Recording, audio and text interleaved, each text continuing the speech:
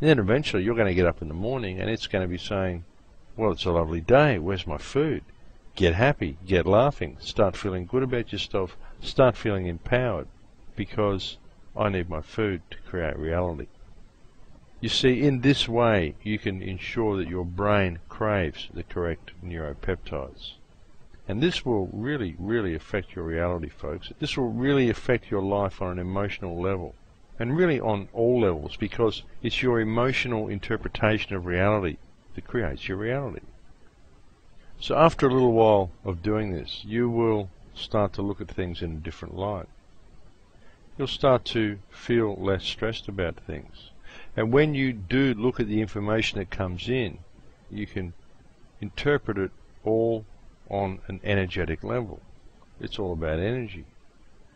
You are awake to what's going on. You're awake to the police state that is being created. And yeah, it's good to wake others up, but be gentle with people. When you understand that it's all simply a battle of energy, then what's to fear? Because if you're in fear, all you are is in a state that is not love. Because if you were to look at reality even in a more simplistic view than what I've been saying, then you could look at the two polarities of reality that exist, and you could say there is love and there is not love. That's it. But anyway, we'll talk a little bit more about this and about a few other things after the break. I think it's time for a break now, folks. So we'll slip off for a break, and that will give you a little bit of stuff to ponder while we do. And I'll speak to you in a few minutes, folks. And welcome back, my friends. So yeah, understanding how brain chemistry works, folks, this is a big step in fixing your reality. It's a big step in knowing how to deal with a lot of this so-called negative information. Get the proper neuropeptide receptors happening in your brain. Smile a lot, laugh a lot, get that oxytocin happening in your bloodstream. Get used to a lot of this stuff in your bloodstream. Go out and enjoy life. You can still live a wonderful life, folks. Being aware of what's going on is nothing to stop you going out and enjoying life. I mean, it should make you enjoy life more.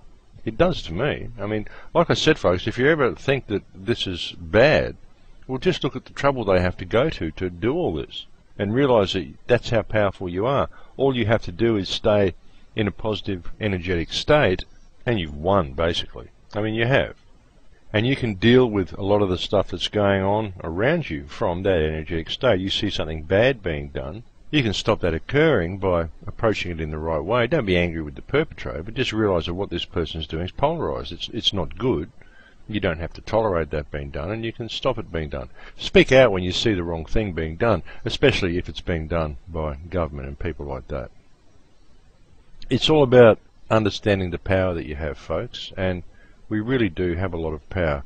We've been deceived into thinking that we don't have power, and this has been done by the programming that we've received. This is why trying to reprogram your brain the way I've just been mentioning is a good place to start. It's a good way to get your brain at least functioning properly so that you can look at other information and other aspects of your life from a positive perspective. And often when you begin to do this, you will see how you are being programmed by TV shows, by newspapers, even by the opinions of people around you. I actually watched a TV show last year. My son had to watch a TV show for school. I think it was NCIS, and I watched the show with him, and the amount of subliminals in the show were absolutely amazing. Just the way it shaped people's opinions of the world and people's opinions of other races, people's opinion of terrorism, people's opinion of how police should act towards the citizens. It was quite dangerous, some of the subliminals that were in this television show and some of the attitudes that it was promoting. And this is quite literally programming, my friends. It takes place on all levels. We are bombarded with this stuff all the time, from newspapers, from television, and there is also a great amount of programming that happens to people via the various religious institutions that we have. Religious programming is some of the most dangerous of all, and There really is a lot of this stuff that goes on, folks, and there are very few people who actually follow the doctrines prescribed by their religions. Even within the Christian religion, folks, I mean, really, look at the Christian religion. You've got over 400 sub-religions within this one religion. Each one is like a cult of their own, when really there's only one set of teachings. So why have all of these different cults? You'll find that a lot of these smaller spin-offs within religions are in fact cults. They are created as cults. They're simply situations where one person's interpretation of the doctrine appeals to others, and thus this cult is formed.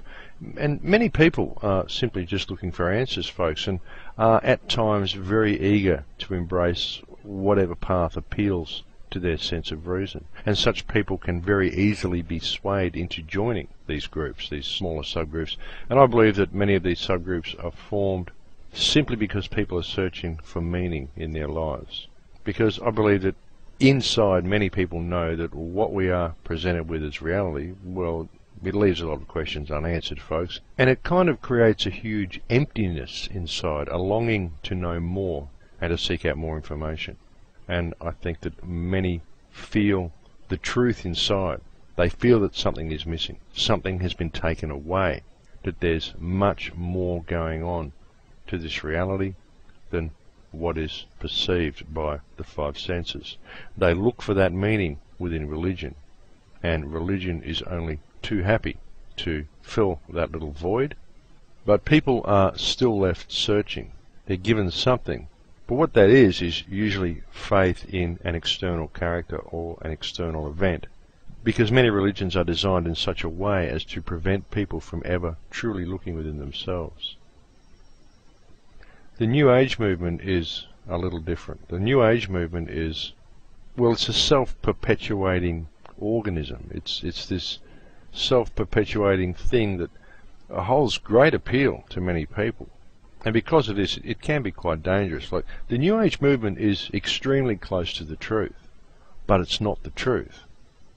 All the things that the New Age movement talks about, or when it refers to energy and connectedness, is very real, but it doesn't account for the systems of control that are being put in place in this physicality. It teaches its followers that such problems should not be acknowledged.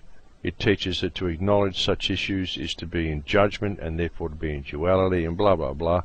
So the problems are ignored and no one addresses the problems, which then allows these problems to grow and continue and to get much worse. The New Age movement also very much uses ego, and this is very much why it is a self-perpetuating system. And the problems that the New Age movement ignores should be acknowledged, but they should be acknowledged in the correct manner.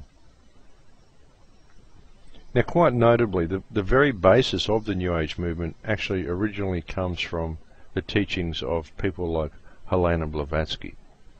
But upon her death, Blavatsky's teachings were, well, they were usurped, they were hijacked, the same as most religions have been hijacked. In the case of Blavatsky's teachings, they were hijacked by people such as Alice Bailey. And the established New Age movement, as we see it in the world today, comes mainly from works published by Alice Bailey's publishing company that was known as the Lucis Trust. Of course, now in the 21st century, these teachings or derivations of them can be found almost everywhere, and not just from Lucis Trust. But Alice Bailey was quite a different person from Blavatsky. Blavatsky was a true spiritualist, and such people are pretty rare, folks. Every now and then in history we see the appearance of a single person who is a truly spiritual person, people who are truly connected to Source, but such people are rare. Blavatsky very much seems to be one of these people. She was very connected. She was a true spiritualist.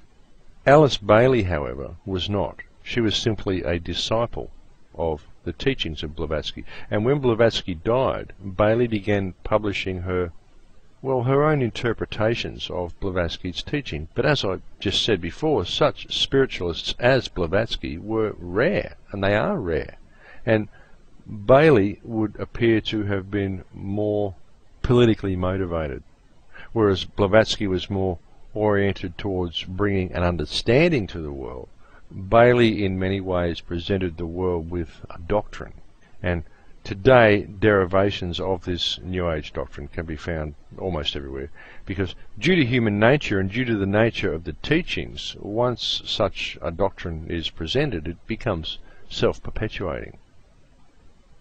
Now, research very much suggests that such movements as the New Age movement, which was essentially created by Alice Bailey based on the teachings of Blavatsky, the modern New Age movement I'm talking about, research would very much suggest that these movements were created as distractions, and they're designed to contain just enough truth to attract and resonate with people, but just enough disinformation to prevent people from ever truly connecting with each other.